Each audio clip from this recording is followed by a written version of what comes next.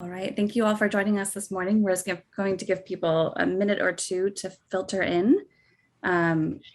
We will be recording today's session, and interpretation is also available. So I'm going to put some instructions on the screen about how to access the interpretation.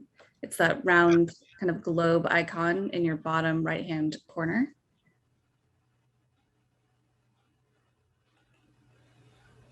Welcome, everybody.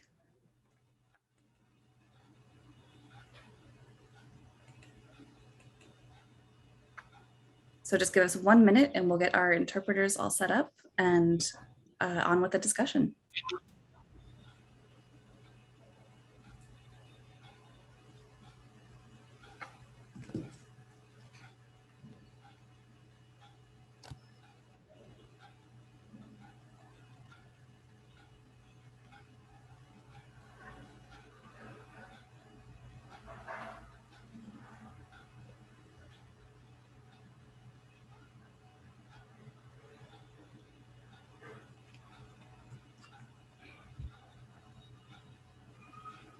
Okay. Everyone set?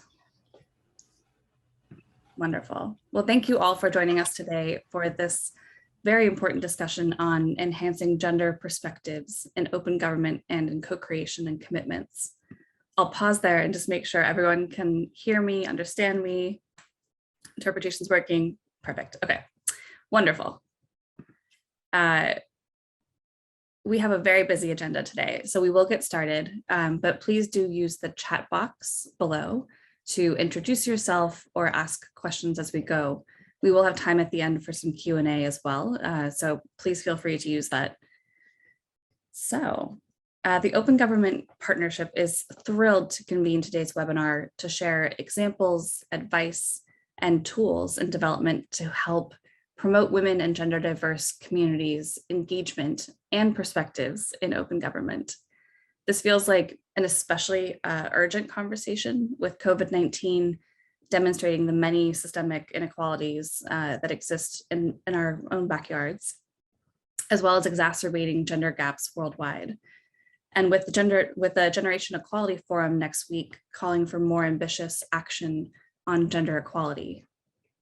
And importantly, with more than 100 open government action plans in development, co-creating governments have an exciting opportunity to be inclusive champions in their action plans. For OGP, there is no question that open government commitments and practices should be shaped by a representative and diverse collection of the people. Now, this webinar will focus primarily on the half of the population who identify as women and gender diverse, and the gender groups who represent them. And we know that to be truly representative, this must come from an intersectional perspective that includes experiences across gender and sexuality, yes, as well as age, race, ethnicity, location, income, and ability. So how do we do that? We'll talk through some practical examples and some guidance over the next hour. So the open government community has made some considerable progress over the past years on broadening the base of participation. And under the leadership of co-chairs and with support from partners like the International Development Research Center in Canada, we've seen a significant uptick in the amount and quality of commitments that are either gender mainstreamed or seek to close a specific gender gap. This has included commitments on health, open data, justice, public procurement, and natural resources, just to name a few. Equally important as the commitments themselves, though, is the quality and the inclusivity of the co-creation process. This is foundational to effectively opening government, as we see in the original Open Government Partnership Declaration. This is, a key component of making sure that we walk the walk in terms of representing our communities. So increasingly, governments and civil society organizations in multi-stakeholder forums are actively reaching out to groups who represent broader perspectives of women and girls and bringing them to the table. Others like Canada and Argentina are also using tools like gender analysis to help them uncover some of those potential gender blind spots in consultations and commitments. But we can all do better. So let's talk about how. We'll start today with experiences from Argentina, who has been quite a leader on this front, with interventions from Nayar Belén Castillo from the government of Argentina, as well as Florencia Cavalli Duran, who's representing Poder Ciudadano. And then we'll turn over to Rebecca Haynes, who will introduce a draft gender toolkit that was developed with OGP in partnership with CARE Philippines as part of the co-creation cycle last cycle. That will be followed by reflections from Alan Lopez from the government of the Philippines. We welcome your feedback on this toolkit as we get it ready to launch for all OGP stakeholders to use this summer. So this is a bit of a sneak peek as well as an opportunity to provide feedback. So with that, let me turn it over to Nayar to get us started. Nayar and Florencia will be speaking in Spanish, so please do select interpretation if you need it. Nayar, please. Muchísimas gracias por la invitación, Alison. Básicamente quería comentarles un poco el proceso en el que Argentina justamente se ha involucrado en el proceso de OGP y la institucionalidad de género, cómo ha ido cambiando y cómo ha sido, digamos, el tipo de compromiso que ha ido asumiendo la institucionalidad de género desde el ex-INAM, Instituto Nacional de las Mujeres, hasta la actualidad que tiene rango ministerial y que actualmente somos el Ministerio de las Mujeres, Géneros y Diversidad. Entonces, como les comentaba, el ex-INAM, el Instituto Nacional de las Mujeres, en los primeros planes de gobierno abierto, participó con los siguientes compromisos: la elaboración participativa de un plan de igualdad de oportunidades y derechos, que impulsó políticas públicas coordinadas interinstitucionalmente para la igualdad de género. Por otro lado, el monitoreo del Plan Nacional de Acción para la prevención, asistencia y erradicación de la violencia contra las mujeres. Y un tercer compromiso que fue la federalización de la ley Micaela, que es la capacitación obligatoria en materia de género y violencia de género para todas las personas que integran los tres poderes del Estado. Todos estos antecedentes configuran sin duda una apertura gradual y cada vez más de avanzada para la incorporación de la perspectiva de género en los planes de gobierno abierto. Luego, lo que me interesa sobre todo mencionarles es que con la jerarquización a rango ministerial de la institucionalidad de género, saben que Argentina en el 2019 ha tomado la decisión de crear el Ministerio de las Mujeres, Géneros y Diversidad. ¿Cómo participó el cuarto plan de acción de gobierno abierto? Por un lado retomó, jerarquizó e hizo propio el compromiso de federalización de la ley Micaela, y me gustaría mencionarles algunos hitos que se cumplieron en el 2020 al respecto y que son muy relevantes porque justamente la ley Micaela ha sido una política de exportación para toda América Latina, porque justamente se trata de la formación de todo el funcionariado público de la administración pública en materia de género, y sin duda es una herramienta clave de transversalización. Entonces, por un lado, los hitos son que se elaboraron un mapeo público de consejeras federales y autoridades provinciales de aplicación de la ley Micaela, se elaboraron diagnósticos y objetivos de capacitación situados en las especificidades de cada área ministerial del sector público, y se implementó el curso de formador de replicadores de ley Micaela, dirigido justamente a integrantes de los tres poderes del Estado a nivel nacional. Y por otro lado, se formularon documentos rectores con lineamientos políticos y pedagógicos para la implementación de la ley Micaela en los tres poderes del Estado. Los resultados de este compromiso dan cuenta de un logro alcanzado evidente, que es que hoy todas las provincias de la República Argentina han adherido a la ley Micaela, y esto contribuye sin dudas a la transversalización de la perspectiva de género y diversidad en el Estado argentino.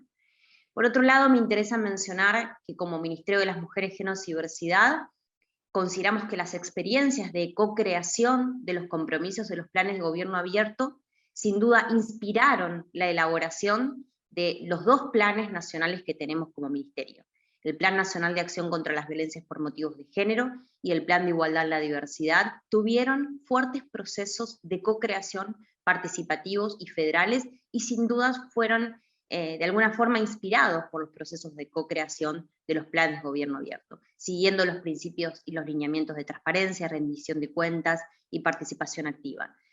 Es importante mencionar que han participado más de 4.000 personas en estos foros federales y participativos. Y uno de los aportes que creemos más sustantivos ha sido a través de la elaboración del documento titulado Incorporación de la perspectiva de género y diversidad en el cuarto Plan de Acción Nacional de Gobierno Abierto, que se publicó a principios de año como un anexo del cuarto plan. Y me interesa mencionar que con este documento justamente buscamos exclusivamente de mujeres y que vaya más allá de esa agenda a partir de un análisis de los compromisos con la... Thank you so much. Really appreciate those insights. I think power will be a word we hear quite a bit in this discussion over the course of the next few speakers as well.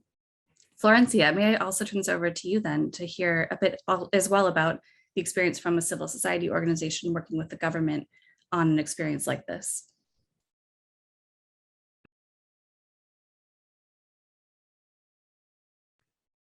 Florencia, do we have you? Hola, sí, bueno, muy buenos días. Les agradezco este espacio que nos dan también para poder contar el trabajo que venimos haciendo desde Poder Ciudadano. Bueno, la idea es contarles también que nosotros hemos realizado un trabajo que es complementario al que está comentando Nair, que hicieron desde el Ministerio de Géneros y Diversidad. Nosotros tratamos de llevar adelante un proyecto para incorporar la perspectiva de géneros, diversidad e inclusión en la implementación de los compromisos del cuarto Plan de Gobierno Abierto y especialmente en los compromisos que se relacionan con la agenda de nuestra organización, que son los compromisos de participación ciudadana y lucha contra la corrupción específicamente. Nos focalizamos en esos 6 compromisos y es importante destacar que en este caso hicimos una evaluación del plan, pero también hicimos una autoevaluación como organización de la sociedad civil que participó del proceso y que en ese momento no pudo o no supo incorporar la perspectiva de géneros, así que fue un trabajo muy bueno para hacer una autoevaluación. Y en ese sentido utilizamos la herramienta GBA+, que creemos que es muy buena, que plantea una hoja de ruta muy clara para que se pueda incorporar la perspectiva de géneros y diversidad, y nos permite ver de qué manera participa la gente, quiénes participan, quiénes no participan, cuáles son los motivos de esa no participación, cuál es el tipo de lenguaje que se utiliza, y a partir de eso poder trazar esta hoja de ruta para incorporar la perspectiva. Y utilizando la herramienta llegamos a algunas conclusiones y algunos descubrimientos, que esto también es para mostrar de qué manera la podemos aplicar y efectivamente funciona. Nosotros pudimos ver que particularmente en los compromisos de lucha contra la corrupción, la perspectiva de géneros y diversidad estaba totalmente ausente. Entonces, en este sentido, si bien celebramos que haya habido compromisos específicos que se han asumido en materia de género, lo que pudimos ver es que esos compromisos y esa perspectiva no se aplicaba al resto de los compromisos. Entonces creemos que hay que focalizar ahí. Y por otro lado también pudimos ver que en Argentina por lo menos el espacio OGP tiene mucha participación de mujeres, pero lo que creemos es que la feminización de un espacio per se no implica la incorporación de estas perspectivas. Entonces tenemos que focalizar en que desde el lado también de la participación de mujeres podamos llevar estas perspectivas. Y por otro lado, creemos que es súper importante este cruce de agendas.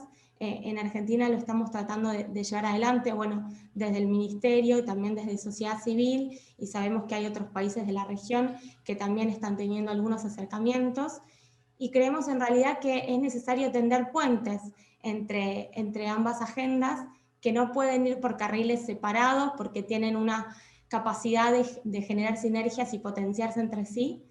Y en este sentido lo vemos como dos lados. Desde el campo anticorrupción, nuestra idea es poder incorporar plenamente la perspectiva de géneros y diversidad para poder de esta manera acompañar a los grupos más vulnerables, y también creemos que si desde el campo de mujeres y diversidad logran hacerse de las herramientas de la integridad, de los datos abiertos, de la transparencia, van a poder fortalecer también sus agendas, y creemos que eso es súper importante. Así que eso es un poco el trabajo que venimos realizando. Muchas gracias por el espacio. That's great. Thank you so much, Florencia. I think again, so much of what you said really echoes. Oh, sorry, I'm hearing the Spanish on my side. Thank you. I think so much of what you mentioned echoes a lot of what we're finding as well through the feminist open government research, as well as looking at some of the kind of tools and questions available to governments, to civil society, as they look at both how to make their co-creation process more inclusive, who's around the table. One woman certainly doesn't represent all women. And so how do you make sure that that discussion is rich and reflecting everyone's experience as best you can? I think one of the biggest questions we get from governments in particular is saying, okay, great, let's do this, but how? Where do we start? What questions do we ask? And I think Canada's GBA Plus was a really good point of inspiration for some of the work that we've done, certainly, and other governments have done. And I think played a big role in the creation of the toolkit that Rebecca will speak about next. So let me cue it up for Rebecca. I'm going to attempt to share my screen.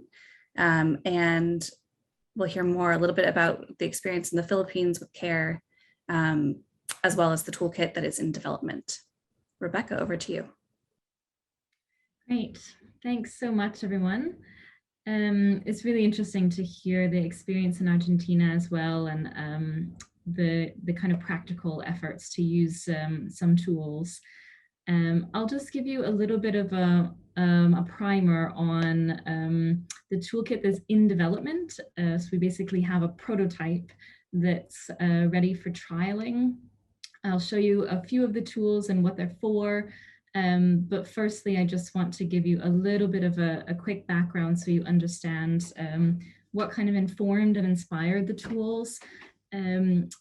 CARE Philippines received funding from the Feminist Open Government Initiative to do a piece of research that was really kind of a live action research process. The government of the Philippines and civil society actors very generously allowed us to intervene and participate and learn from their co-creation process in their last National Action Plan, which was their 5th one. So they're quite experienced at doing the process. And we looked specifically at what difference does it make when women's rights organizations and activists participate in this process and seek to influence the National Action Plan. And I just want to show you just a few of our very top line kind of key messages so you kind of understand where we're coming from with the toolkit. Can move to the next slide. Basically, we've boiled down the research to 5 key lessons. So you can move to the next slide. Lesson number 1 that we just want to highlight is it's really critical for women's rights actors, whether those are CSOs, whether those are individual activists, women's rights and gender equality activists, to be brought in at the earliest possible stage in the co-creation. One of the things that we experienced and learned from in the co-creation process we participated in was that whilst there was actually a very large number, 29 women's rights organizations participated, so it's a very large and very diverse group, they had missed the very early stages when commitment ideas were being proposed into the system. So essentially by the time they began to participate, they were looking at a draft or a set of draft commitments. So one of our biggest lessons is bring the women's rights and gender equality actors in at the agenda setting stage of co-creation. Can move to the next slide.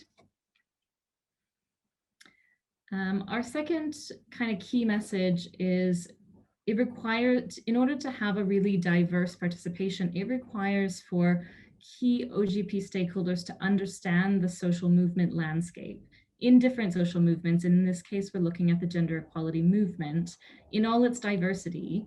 And in many contexts, and the Philippines was certainly one of them, that movement is very diverse. It has a long history, it's very sophisticated and has had many achievements.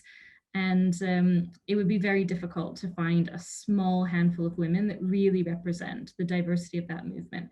So it requires having a database, doing a mapping, doing some consultations with those kind of gender studies departments in key universities or leading organizations to really understand the women's labor movement, the women's organizations representing Indigenous rights, the gender minorities, organizations and activists, etc. So just really understand the diversity of the movement. Can move to the next one. Our third really key point that we would want to highlight is it was not possible for some of those activists and organizations to attend without some small funds to support travel and logistical support. It's not a lot of money, but without earmarking funds, we do not believe that there would have been as significant participation as there was. So this is a budget point and the logistical support kind of administrative point as well. And the fourth lesson in the next slide, we really encourage the creation of concrete and specific gender mainstreaming minimum standards for the co-creation process.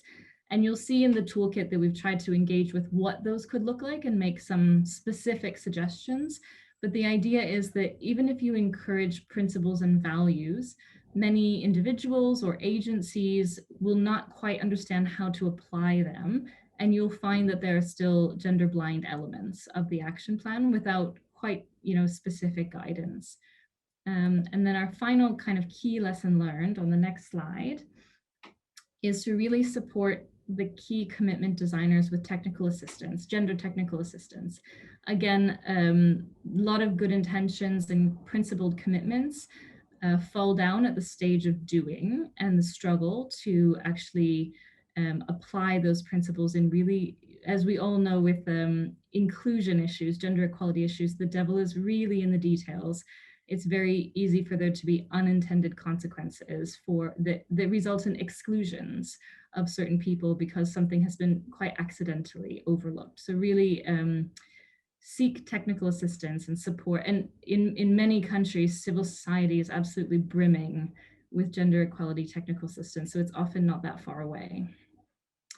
And we can go to the next slide. I just wanted to highlight, before I show the toolkit, I just wanted to highlight one of the things we encountered was a sense that improving national action plans or any level action plan on gender equality meant more women's participation, which is certainly part of it, or one of the parts of the 5 points you see here on the slide. So we just really wanted to kind of highlight it's all of these things. So it's about the greater participation of gender equality activists and women's rights organizations. So not just women, but people who work specifically on gender equality issues and know those issues very well. The second, greater participation of more diverse gender equality activists, women's rights organizations, so greater diversity from those movements, and really targeting people who might be marginalized, maybe by virtue of geography, but maybe because of the issues, maybe because of class, lots of reasons, but really kind of thinking about a representative group of people. Better quality participation of those people. And by quality here, we mean early inclusion in the co-creation process, decision-making roles, so real influence, and increased sharing of timely drafts and information. So we found that sometimes some people who had been invited into the process kind of lost the plot a little bit, didn't know what was going on because information was not terribly clear, and it really affects the way that they're able to participate. Of course, more gender-related commitments is certainly a way to improve gender equality in an action plan. And then we've said higher quality gender-related commitments. And by higher quality, we've defined this as more relevant to the key priorities of gender equality movement actors. So they're the ones that have been in this struggle for decades often. What are their key priorities and how much does an OGP action plan link to those priorities? Thanks, we can go ahead to the next slide. So now I'll show you the toolkit that came out of this research. We can go to the next slide. The toolkit basically has 4 tools in it right now, and I'm going to introduce them all to you, but I'll do a little bit more detail on the first 2. The first one is something we're calling a self-assessment, and I picked up from a colleague who spoke earlier that there's been some kind of trialing of this idea, which is essentially a reflection device. How do we hold ourselves accountable How do we think through the details and really reflect on how we're doing on very specific points, not kind of leaving it generic and feeling like, you know, maybe we've done an okay job on gender issues. You can see here just a screenshot of the basic format of the tool. The idea is that you're going through a set of criteria on the left, and then you're using drop-down menus on the right to give yourself a rating that will be available in the tool, and there will be a traffic light that shows up. So you will get some greens and some yellows and some reds, depending on, you know, how you're doing in the co-creation process against these kind of criteria on the left. And I'm just going to give you a few examples of the criteria. You can go to the next slide. So there's a section, section 1, that focuses on the wider environment, the kind of conditions that are in place in the environment for really supporting gender equality issues through the co-creation process and in the action plan. So that kind of section 1 is looking at the enabling environment. Is there a positive enabling environment for addressing gender equality?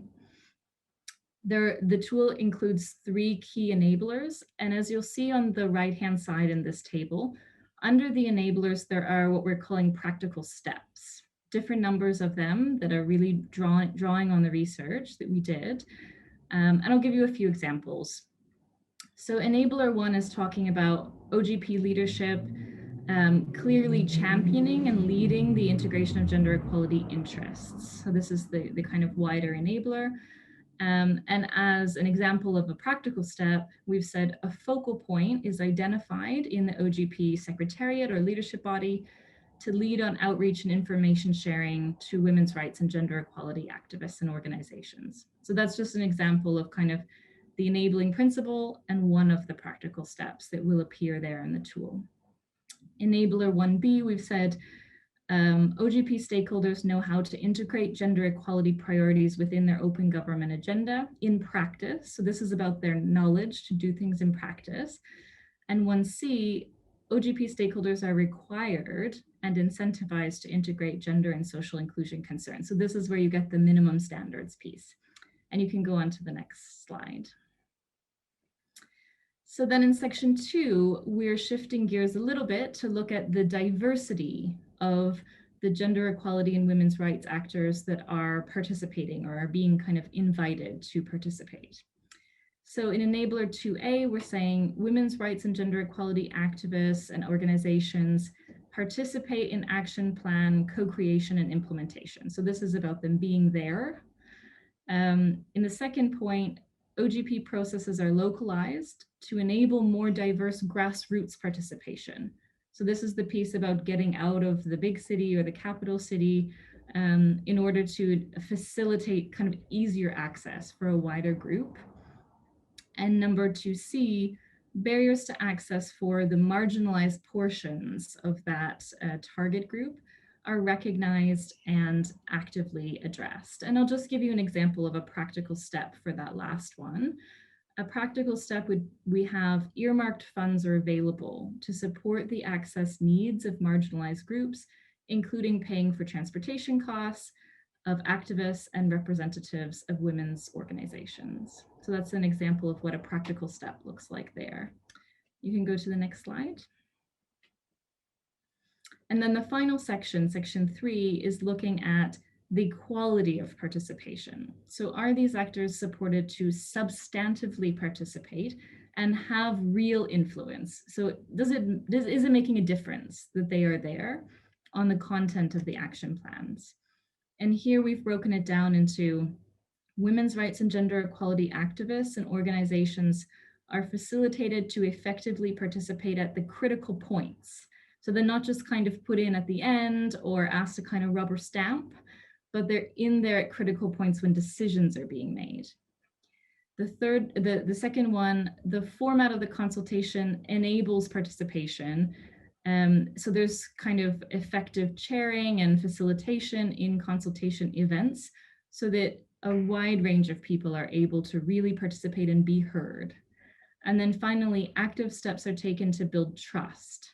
And I think this is a really critical one, and we saw this when we were doing our research, but it's a global challenge, I think. trust between government and civil society stakeholders, including women's rights and gender equality actors. So we can't really expect robust participation if people are afraid of what saying the wrong thing might mean for their organization or for themselves in terms of personal safety and otherwise. So that is an introduction to tool number one. The tool finishes with a little bit of a kind of consolidation page where you see all of your green lights, the things you're doing really well, all of your yellow lights where you've done some work on it, but it's not complete, and the red lights, which are, you know, the areas that you just need to really focus on to really push this agenda. And, you know, basically, I think that we've put together what I would consider a fairly ambitious list.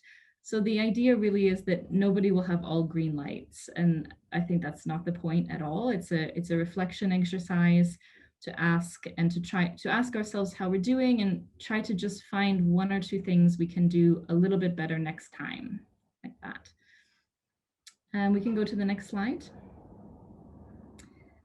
Then I'll just show you number two is a look at the specific content of the commitments themselves. So this is kind of really laser focus onto individual commitments. We've taken, you can see in the screenshot, the left-hand side is the questions provided by OGP that help people draft commitments and analyze and reflect on commitments. On the right-hand side, what we've done is create gender-focused versions of those questions. So you can go to the next slide. And these are the gender-focused versions of the questions. So I'll just pick up on a couple here. Does the commitment respond to any specific gender equality problems? And if so, is that problem well-defined, specific, and evidence-based? So it's taking OGP's question about, is the commitment well-defined, specific, and evidence-based, and asking it specifically about a gender equality problem. And then I'll just, you know, read off another one here. Does the proposed commitment directly respond or contribute to addressing the problems discussed for different groups, including for women and gender minorities? So is there a sense of how is this problem different, maybe worse, maybe a different experience for women and gender minorities? You can go to the next slide. And this is just the rest of the questions that we've put forward for kind of a gender sensitive design of a commitment or an analysis of a draft commitment. So we can look at the first one. Does the commitment realistically ensure the engagement of women in marginalized groups? Does it clarify how this will go beyond counting women's attendance in events to enable their substantive participation and influence? And then maybe we can pick up on the last one. Does the commitment include indicators for contributions to gender equality and social inclusion? And do they go beyond the attendance of women or minorities at events related to the commitment? So these are ways we're trying to help people draft commitments and also analyze draft commitments if they're in the role of someone being consulted on a commitment. And then I'm just going to touch very quickly on the last two. You can move forward. The last two tools in the toolkit, you can go to the next slide, are tools for two workshops. Sorry, you can go back one slide, sorry, Alice. Two workshops that were part of our action research, and we just prepared kind of workshop materials for them. This one is a slide deck and a sample workshop agenda that is suggesting an early workshop with women's rights and gender equality activists for designing and suggesting commitments at the very beginning of the co-creation process. And the next one is a workshop intended to take place later in the process when there is a draft. You can go to the next slide.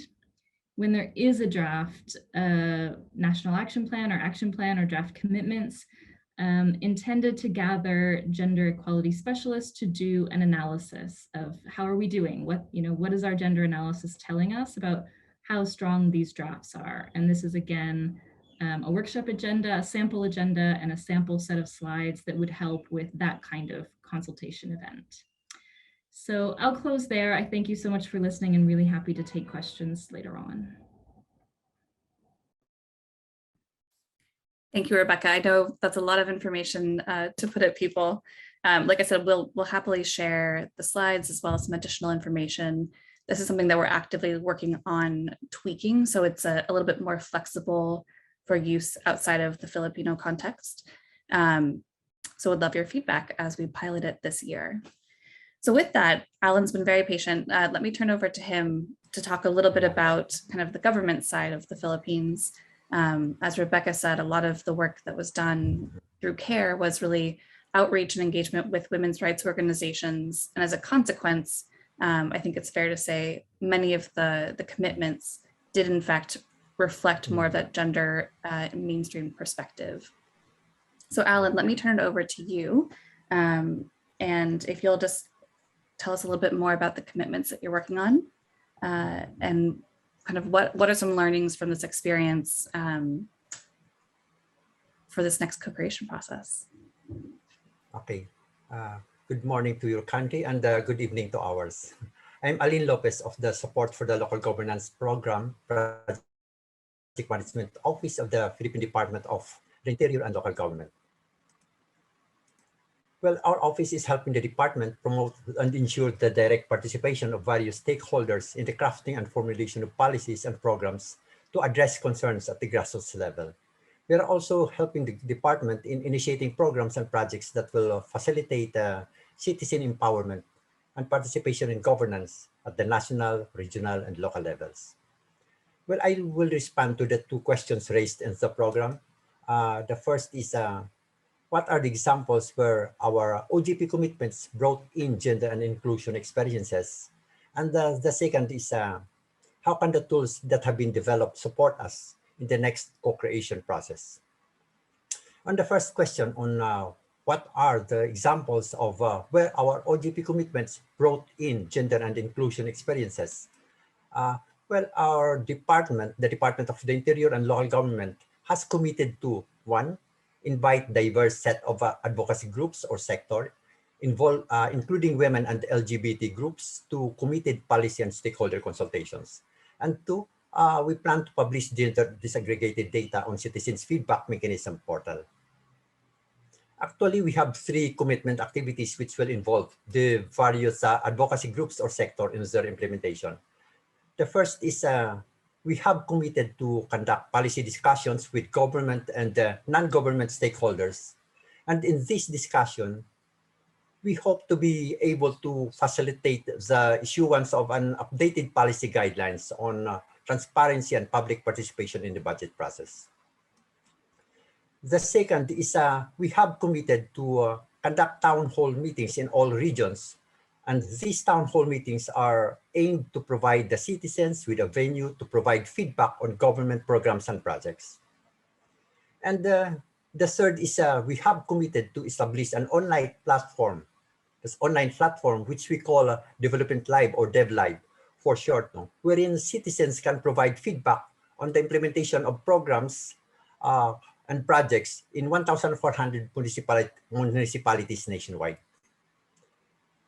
On the second question on how can the tools that have been developed support us in the next co-creation process? Well, I saw there are 6 gender tools developed by CARE UK and CARE Philippines with the OGP Philippines and the women's rights organizations. I think the gender tool number 1, which is entitled Gender Inclusion and Power Self-Assessment, can be used by the OGP leadership, especially to determine if the OGP leadership and governing bodies understand, value, prioritize the integration of gender equality and the social inclusion interest in OGP processes and action plans. The gender tool number 1 can also help determine if the diverse set of civil society organizations, particularly the marginalized groups, are actively supported to participate in action plan for creation and implementation. The gender tool number 2, entitled Sample Questions for Gender Analysis of OGP Action Plan Commitments. Well, we can use this gender tool to determine if our commitments are gender aware and if not, to make them as such. Well, the other 4 commitments, gender tools, I think are all templates, 3, 4, 5, 6. We can use them as references in the conduct of workshops with women's rights organizations to develop potential OGP action plan commitments? Well, on our part, should we have difficulty in creating commitments for the advancement of the interests of the women's sector, we will seek the help of women's rights organizations through the conduct of consultations or focus group discussion. We can also invite them to assess our draft commitments to determine if they are indeed gender aware or gender sensitive. Well, I hope I have answered the questions assigned to us to respond in the program. Thank you very much.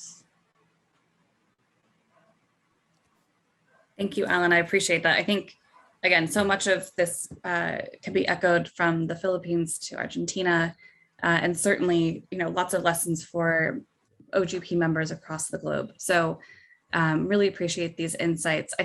I know we're running short on time with our very ambitious agenda. So I will take kind of moderator's prerogative here and ask one really quick round of lightning questions. I'd love to hear from all four of our panelists, specifically around what's one piece of advice you would give to governments or organizations who are looking to undertake a gender analysis or bringing new voices into the co-creation process. There were a couple of questions in the chat around, how do you persuade women's rights organizations or gender groups to join the table, especially when, so often we use very different language around the kind of advocacy or the kind of needs that we see in policy. So how do we make that bridge between two very different communities? As well as there's a question around how do you move this forward where budgets are really constrained and there's a digital gender gap that can be very pronounced in countries. And so especially as the pandemic, a lot of co-creation is happening online. How do we make sure that some of these really good tools and tactics help us get to an inclusive co-creation, whether it's in person or in online format? So keep that in the back of your head as you answer. We'll start off with Nair and go Florencia, Rebecca, Alan. One piece of advice, I think, given all of the good advice we have, where would you start when it comes to undertaking a process like this? Bueno, muchísimas gracias. Nosotras en el documento justamente que les mencionábamos, que se llama Incorporación de la Perspectiva de Género y Diversidad en los Compromisos del Cuarto Plan de Gobierno Abierto de la República Argentina, tenemos una serie de 10 recomendaciones. Obviamente por el tiempo me voy a hacer foco en una o dos en este espacio. En primer lugar, creemos que uno de los consejos más importantes es hacer foco en la transversalización de la perspectiva de género como principio rector de los planes. ¿Qué quiere decir esto? Poder integrar la perspectiva de género en todos los niveles y en todas las instancias que componen el diseño de un plan. Como mencionaba también Rebeca, como mencionaron las distintas panelistas, en la participación para la co-creación, en los diagnósticos previos sobre las problemáticas a abordar, en el diseño y formulación de los compromisos, en la implementación, en el monitoreo y en la evaluación. Eso en primer lugar es clave.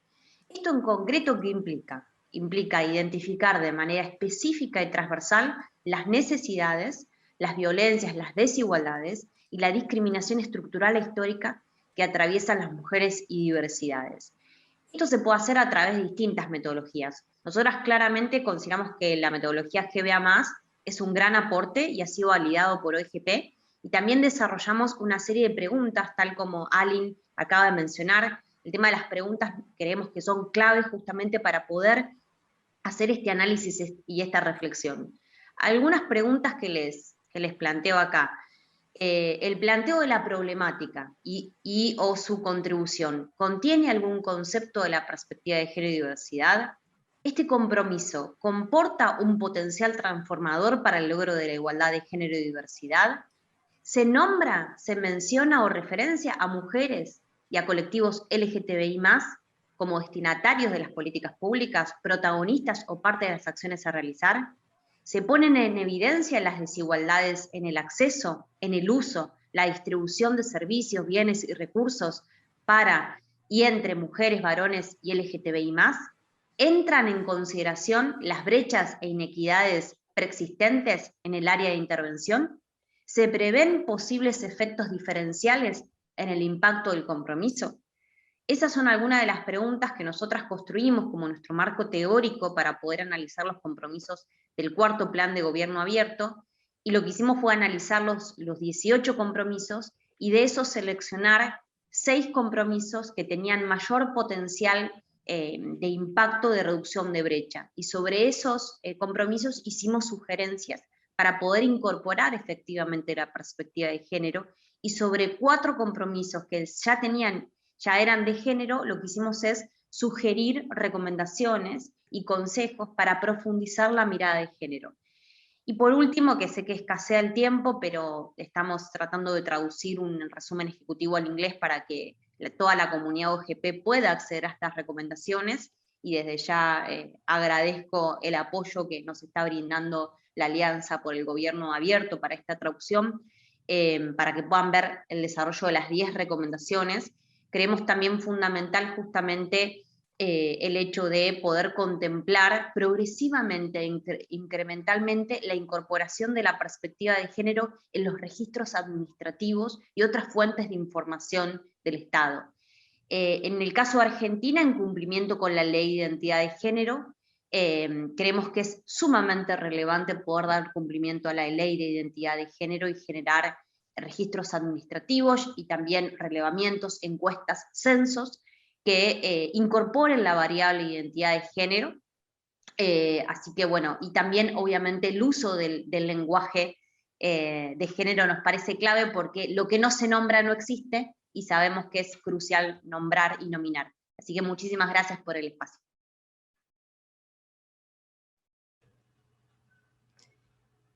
Bueno, si quieren, Thank you so much. I think some really good advice there. Nair, on to you.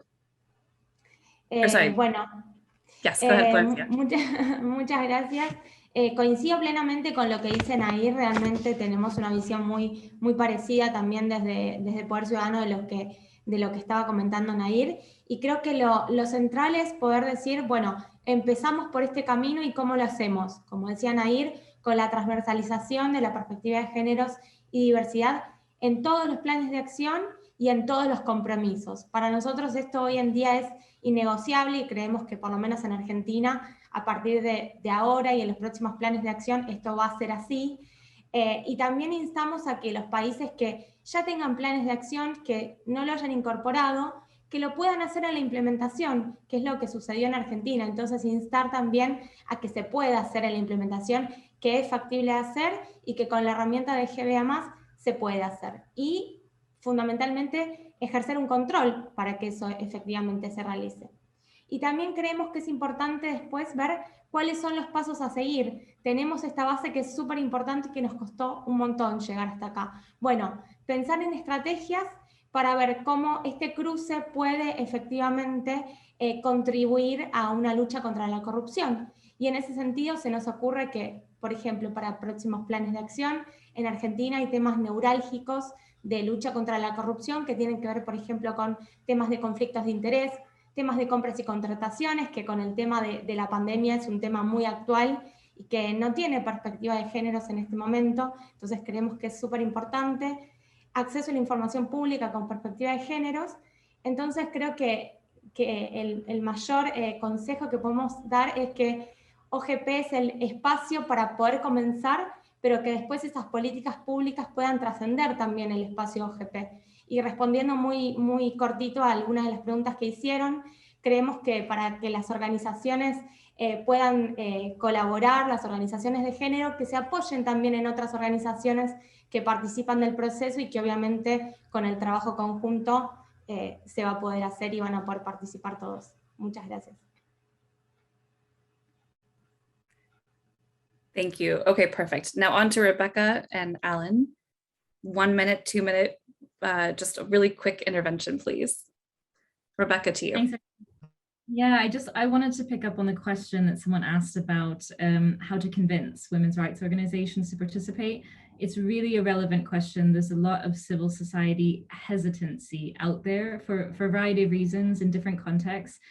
One thing I just wanted to say is we did face this during our research, and one of the things we did was we looked for relevant examples in other countries where women's rights organizations and movements had leveraged the OGP action plans to seek some of the gains that they wanted. So for instance, in Sri Lanka on women's political participation, or Ireland on reproductive rights, and we explained those cases a little bit when we did our invitations to women's rights organizations, so that they started to see how it could be done. And that's what I would advise, is try to find a good example and talk to some of those actors about it. Thank you. Yeah. Okay. For me, on the advice, I would just like to highlight our lessons on co-creation, lessons that government commitments that seek to eliminate discrimination against women are created because of these three major factors, among others. The first factor is the presence of active gender groups that are relentlessly pursuing efforts to advance the interests of the sector.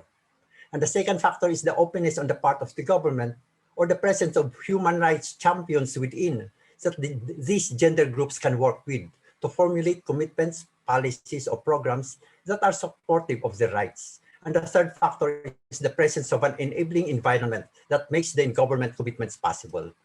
For the Philippines, we have the Republic Act 9710, or the Magna Carta of Women, which provides a favorable environment for women's rights organizations. Well, this Magna Carta for Women provides the state, the private sector, society in general, and all individuals shall contribute to the recognition and promotion of the rights of women as defined and guaranteed in this law. It is also because of the commitment, perseverance, and determination of gender groups that this comprehensive women's human rights law has been passed. Thank you very much.